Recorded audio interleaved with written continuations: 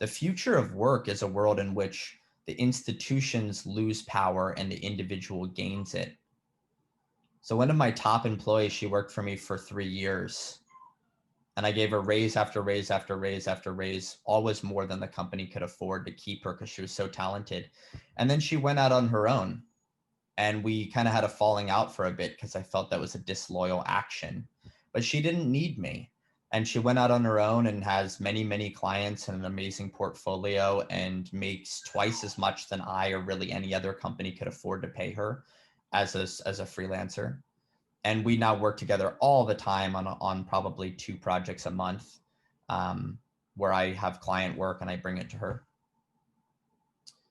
But the individual doesn't need, I see this with designers, I see this with developers, I see it with animators, photographers, and increasingly you'll see it with almost anyone, where if you have a skill, you can find the demand in the world that needs that skill, and you don't need a big institution to be the middleman. You can just go right to the demand and do it on a fractional basis.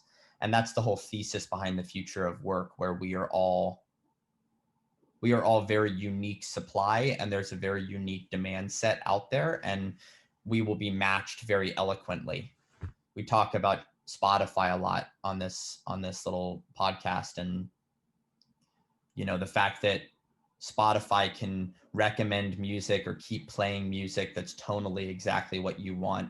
It's sort of the same thing. Imagine building a business and LinkedIn intuiting, oh, you have a lot of really creative people. Maybe you want someone who's more of a structured thinker now, or maybe you want someone who, has certain attributes. It isn't just that they went to a good school or worked at a good company, but they're a very specific type of person, a very specific type of puzzle piece.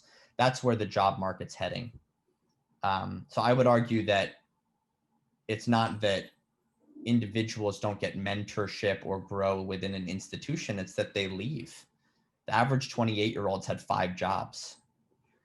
The average 28-year-old 2 decades ago, it had 1 or 2.